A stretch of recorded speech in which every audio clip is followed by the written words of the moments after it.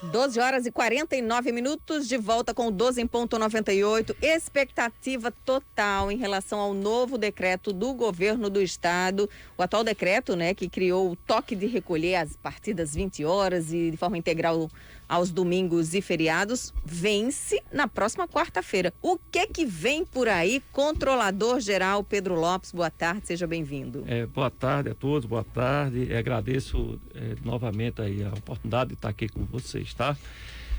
Karina, você fez uma pergunta aí que infelizmente eu não tenho como responder, né? Primeiro porque a controladoria ela não integra o comitê do governo do estado, né? Para definir quais são as políticas que devem ser adotadas, seja para, digamos, apertar, né, a questão das medidas restritivas, ou seja, para flexibilizar, né? Então, o controlador não participa, mas assim, o que eu posso adiantar é que o governo do estado, ele toma essas decisões sempre de forma muito responsável, escutando principalmente o comitê científico, né, que por sua vez avalia o cenário, né, e o cenário não é dos melhores, aliás, está horrível, está péssimo, né? Como eu estava aqui acompanhando a entrevista, vocês muito bem relataram, que não tem leitos e as pessoas estão, por outros motivos fora da Covid, não estão mais tendo acesso a leito e UTI. Então, enquanto mais pessoas estiverem infectadas, mais vai haver pressão na demanda de hospitais. O governo do estado, quero também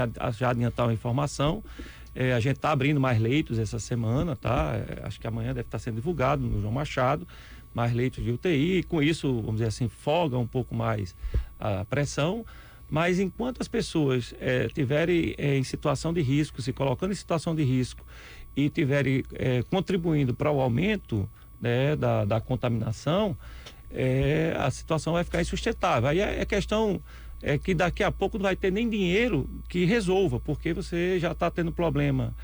O dinheiro é um fator fundamental, porque tem que haver a capacidade financeira para custear toda essa ampliação da rede hospitalar, mas também tem que ter médico, tem que ter insumos. Então vai estar chegando ao ponto, tem que ter oxigênio, né? Está chegando ao ponto de você não ter profissionais, não ter insumos. Então, assim, vai ser uma situação de desastre total. Controlador, esse fim de semana eu vi o depoimento de um empresário lá de Curitiba, ele conversando com o prefeito, e o prefeito relatou isso para a imprensa, que o empresário disse para ele o seguinte: prefeito, eu tenho dinheiro para comprar 2 hospitais se eu quiser, mas não tenho um leito para minha mãe. A situação desse empresário que está com a mãe infectada por Covid, não tem como transferir a mãe para um leito, nem na rede privada, porque não está tendo mais leito suficiente. Olha, e assim, toda essa questão da saúde, que ela começa num embate político de defesa da economia. Não há solução na economia sem haver antes uma solução na saúde. Não vai ter, por exemplo, turistas de outros países no Brasil, se o Brasil for um foco de transmissão de coronavírus. Aí cadê o dinheiro estrangeiro para se consumir nas praias do Nordeste, no Rio de Janeiro? Não vai vir. E aí isso impacta na ocupação dos hotéis, impacta na geração de emprego dos funcionários dos hotéis, dos bares, restaurantes. Então, assim, ou resolve, primeiro tem que resolver o problema da saúde, para depois a economia ser resolvida. O governo do estado, nesse momento, está tentando, no máximo possível, haver uma conciliação dentro da melhor possibilidade entre a questão da saúde e da economia, mas não há solução na economia enquanto não houver solução na saúde.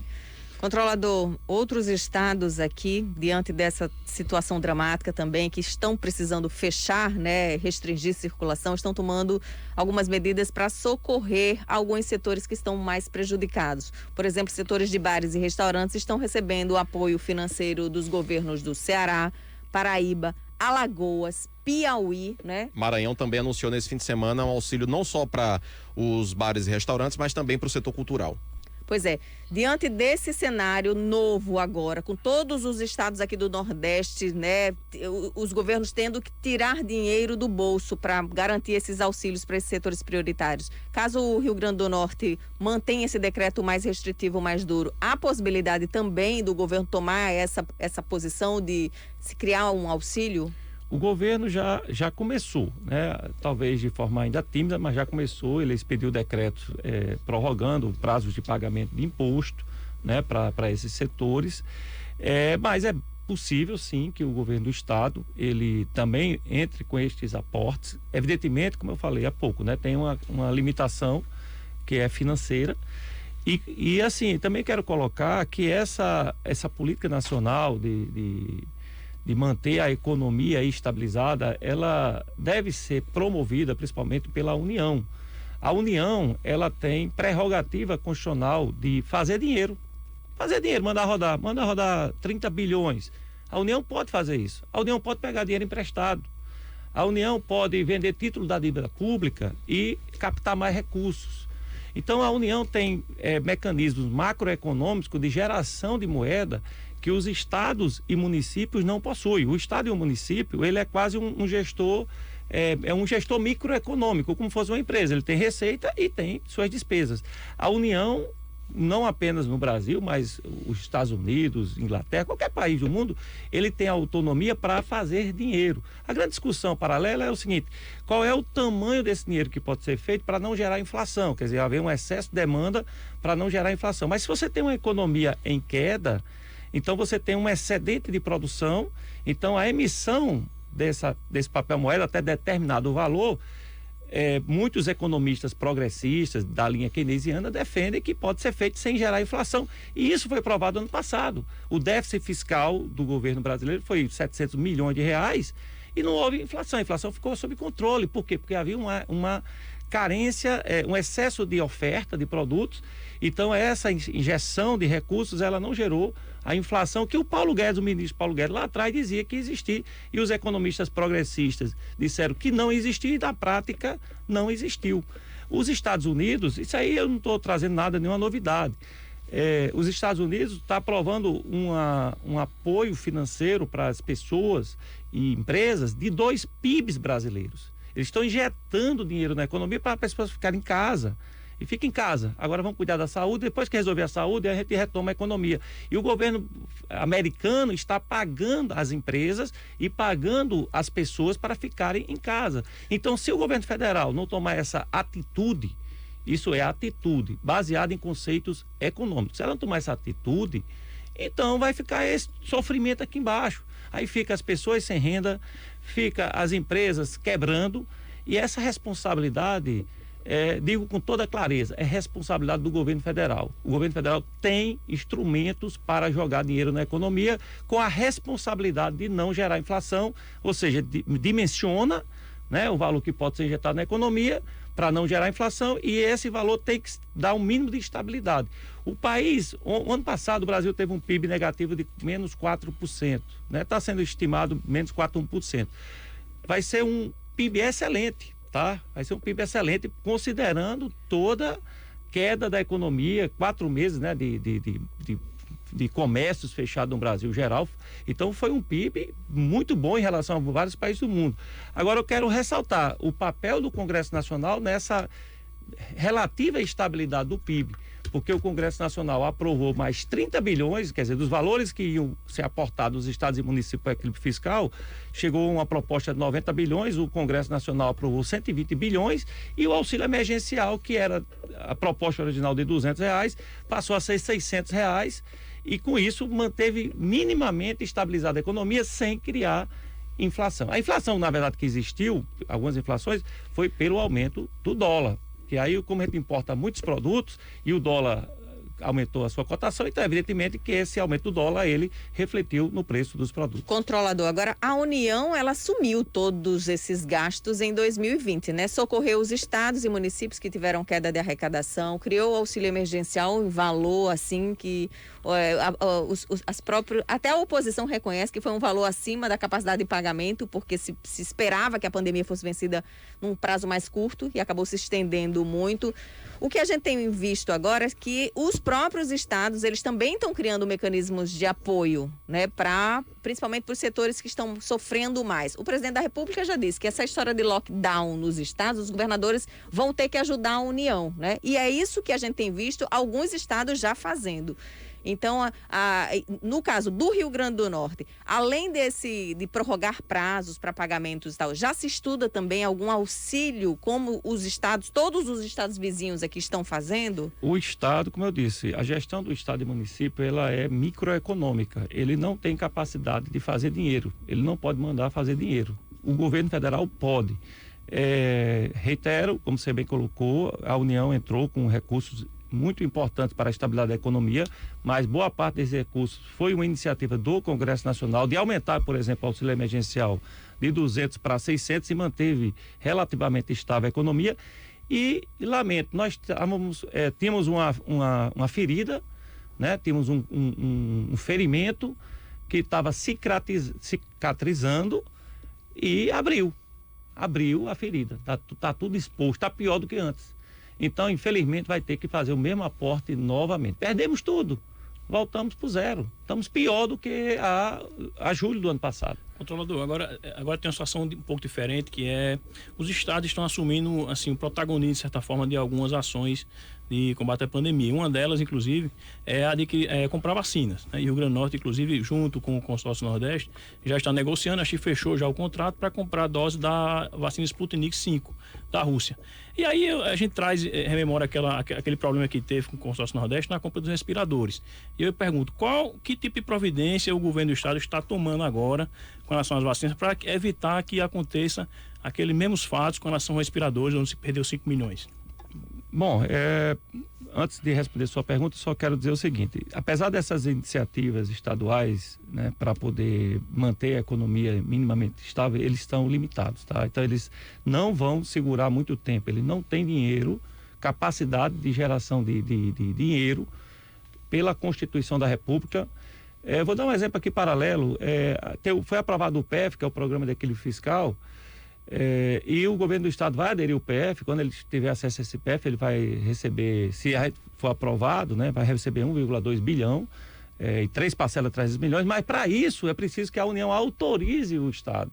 E o PF, na verdade, é uma legislação que o estado tem que se adequar para poder ter o aval da União. Sem esse aval da União, ele não pode pegar empréstimo, ele pode sequer pegar empréstimo, se a União não... Então, assim, há limitações, apesar das boas iniciativas, boas vontades, eles não vão ter fôlego, os estados, para poder manter essas medidas num tamanho satisfatório.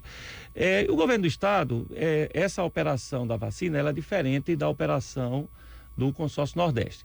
O Consórcio Nordeste, ele tem um rito próprio, tá?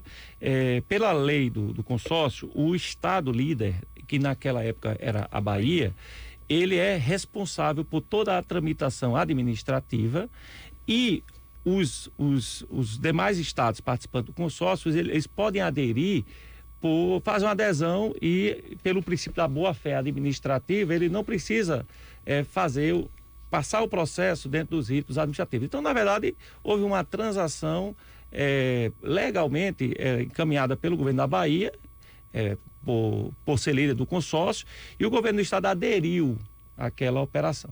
Nessa da vacina, não. A compra não vai ser por meio de consórcio. Está havendo uma negociação comum, e cada estado ele vai fazer a sua própria aquisição, e o processo ele vai seguir seus próprios ritos internos, administrativos. Então, isso inclusive requer mais responsabilidade, porque passa pela controladoria essa compra, passa pela Procuradoria-Geral do Estado, quer dizer, ele vai seguir uma tramitação normal, e evidentemente pode ter certeza que a gente vai tomar todos os cuidados para evitar que haja aí qualquer prejuízo ao patrimônio público. Controlador, queria entrar agora mais na sua praia, que é aí a contabilidade do estado, né, dos recursos que o governo recebe e gasta. Ana Karina mencionou aqui os recursos enviados pelo governo federal para socorrer estado, né, e municípios também.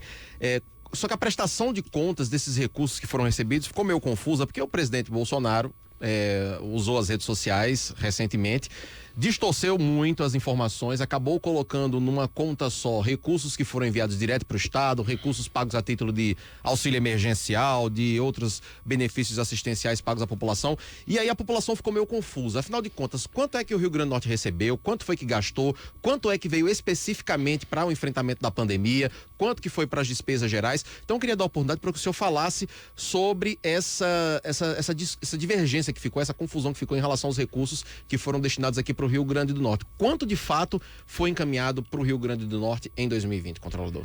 Pois bem, o presidente, como você bem mencionou, ele fez uma comunicação, mas assim, de uma maneira que deu a entender que os governos receberam, e aí falando agora especificamente do governo do estado, tinha recebido 18 bilhões de reais para aplicar na pandemia. Isso é mais do que o nosso orçamento, né, inclusive? Bom, aí nós, com base nessa desinformação, né, que inclusive gerou até uma nota assinada por 16 governadores de estado, né, para rebater essa informação, nós estamos publicando uma nota técnica número 2, exatamente para elucidar para a população o tamanho do nosso orçamento e quanto nós recebemos, inclusive, para o enfrentamento da pandemia, tá?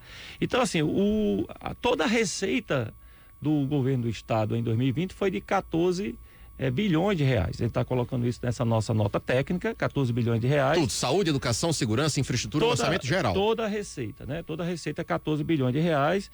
E essa receita, ela tem basicamente duas fontes. Ela tem uma arrecadação própria. A arrecadação própria, ela tem uma parte que é feita diretamente e outra parte que é feita por meio de transferências constitucionais. Impostos que são, como o imposto de renda, que eu pago o imposto de renda do meu salário, então esse imposto de renda ele vai para a União, que tem a competência de arrecadar imposto de renda, só que a metade desse imposto de renda pertence aos estados e municípios. E aí a União recebe e depois redistribui, né? E depois fizemos uma discriminação do que foi a arrecadação própria, direta, arrecadação própria por transferências constitucionais e transferências da União e outras transferências. Então, nesse nosso estudo, a arrecadação total do Estado foi de 14 bilhões de reais, a arrecadação própria do Estado, direta e as transferências deu 12 bilhões de reais, tá certo? A direta é a principal, com 6, deixa eu só puxar aqui a informação um pouco mais precisa, tá quase em primeira mão, viu, Karina? Isso aqui, tá? A matéria sai hoje ou para amanhã, deve estar sendo divulgada, mas eu já vou fazendo aqui, adiantando para vocês, tá? Os ouvintes aqui da 98. Então, nós, dos 14 bilhões de reais arrecadados, né, que foi o financiamento do poder público, 12,2 bilhões foram de recursos próprios, arrecadado diretamente pela equipe da Secretaria da Tributação, principalmente, 8 bilhões e 200 milhões de reais, e por transferências constitucionais, basicamente do Imposto de Renda e do IPI, né, que é arrecadado pela União e pela Constituição, devolve-se para os estados e municípios, 4 bilhões de reais. Também é bom salientar, por exemplo, o ICMS, que é arrecadado pelos estados, 25% pertence aos municípios. Então, por exemplo, desses 14 bilhões que nós arrecadamos, 1 bilhão e 600 milhões de reais foram transferidos para os municípios a título de participação, porque pertence aos municípios, não é um valor que pertence ao estado, né? E tivemos uma transferência também para os municípios de Fundeb de 800 milhões de reais. No total, passamos 2 bilhões e 400 milhões de reais para os municípios, seja por transferência constitucional, seja por repartição de Fundeb. E aí a gente, no caso especificamente da União, nós temos 1 bilhão que foi transferido para a União no geral, não apenas para a Covid, mas no geral, a União transferiu em 2020 para o Rio Grande do Norte, para o governo do estado, 1 bilhão e 800 milhões de reais, tá? Agora, especificamente para a Covid, tudo isso vai estar na nossa nota técnica, que está já no site da Controladoria, especificamente para a Covid, 1 bilhão e 100 milhões de reais. Ou seja, menos de 10% daquilo que foi sugerido pelo presidente Bolsonaro, que seria os 18 bilhões, que ele misturou a conta, colocou tudo nesse valor, né? Agora, eu quero salientar também, sabe, desculpa, Ana, valor muito importante, tá? Não estou aqui menosprezando o valor, foi um valor fundamental para poder fazer a instalação dos leitos de UTI, fundamental para manter a estabilidade da economia, mas não foi 18 bilhões, foi 1 bilhão e 100 milhões, e só para fechar aqui a discriminação, desse 1 bilhão e 100 milhões de reais discriminados, 358 milhões tinham destinações específicas, que era para saúde, para assistência social e para a cultura, a Lei Aldir Blanc, né? Olha, esse detalhamento completo, controlador, a gente coloca no nosso portal da 98, inclusive, para o nosso ouvinte que está acompanhando aqui, depois vai lá no portal, vai ter acesso a essa tabela completinha, o senhor deixa com a gente aqui, já estou pedindo aqui no ar, essa tabela completa para que quem tiver interesse de saber centavo por centavo, vai lá e confere direitinho todo esse detalhamento que o senhor está trazendo aqui para a gente, em primeira mão, inclusive. Controlador, agora o governo federal anunciou também que cobriu débitos do estado do Rio Grande do Norte do valor de 148 milhões de reais, que seriam ali empréstimos, financiamentos que o governo do estado não honrou no ano de 2020 e que a União teve que fazer esse aporte. Esse recurso bate com... assim, esses dados são reais? Sim. Na verdade, é até mais do que isso. Como eu falei, o que veio decorrência da pandemia foi 1 bilhão e 100 milhões de reais. 358 milhões veio com destinação específica para saúde, assistência e para cultura, Lei Aldir Blanc, e 750 milhões de reais foi para compensar perdas de ICMS e essa que você relatou, que é a parte da dívida pública que a gente tem que fazer o pagamento. Nessa lei complementar 173, ela foi, vamos dizer, jogada para frente, né? Então a gente não precisou fazer o pagamento da dívida pública. O ICMS, controlador, se eu não me engano, o Estado anunciou que teve um aumento da arrecadação de ICMS no ano passado e ao mesmo tempo recebeu dinheiro para compensar perdas. Como é que se equaliza isso no orçamento do Estado? Como é que não, aí o que é que aconteceu? Nos meses de março, especialmente abril, maio, junho e julho, a arrecadação despencou. A lei aprovada, a lei 173, foi aprovada em maio para promover as compensações. E essa compensação começou a chegar ali em maio, junho. Então ela chegou exatamente no período que a arrecadação caiu. E de fato, se não fosse esses repasses, aí teríamos um colapso econômico, porque os governos estaduais e municipais iriam atrasar salários, e com atraso de salários, tudo isso ia replicar na economia, no comércio. Então, a estabilidade dos entes públicos, seja União, seja governos estaduais e municipais, na questão do pagamento das suas folhas salariais, ela não a gente não tem que olhar ela apenas na perspectiva de cumprimento numa norma trabalhista, mas na perspectiva de estabilidade da economia. Então, estes recursos que vieram da Lei 173 foi exatamente nesse período de queda. Quando a economia começou a abrir em julho, nos meses de setembro, outubro, a partir de setembro, nós começamos a ter uma recuperação do ICMS e assim... Foi extraordinário, foi até inesperado, porque com a economia retomando, a gente passou a ter arrecadações maiores do que o ano passado e estourando tudo em dezembro, né? E tivemos um super refis que nos proporcionou uma arrecadação líquida de 90 milhões de reais e isso fez com que a arrecadação de ICMS, que tinha uma tendência de cair, ela acabou ficando igual, ela aumentou só 1%, ela ficou abaixo da inflação, mas ficou apenas 1% nominalmente superior. Mas tinha uma queda de 400 milhões no início, naquele período da quebra, né? E aí a lei veio para poder fazer essa cobertura e depois a gente recuperou nos últimos 4 meses. Um trabalho extraordinário da tributação, dos auditores, toda a equipe da SET, né, que capturou muito bem o movimento da economia potiguar e transformou isso em receitas públicas. Refis que vai ser prorrogado agora, né? Vai voltar, né? Vai reabrir o prazo aí para quem quiser ainda participar. Controlador-Geral do Estado, Pedro Lopes Neto, quero agradecer a presença do senhor aqui na 98 FM. Muito obrigado por trazer todos esses dados aqui pra gente. Já reforçar aqui pro nosso ouvinte que todo esse balanço aqui a gente vai disponibilizar no portal da 98, para quem tiver interesse em saber todos os números aí da contabilidade do Estado. Obrigado, controlador. Obrigado e sempre à disposição. Obrigada, controlador.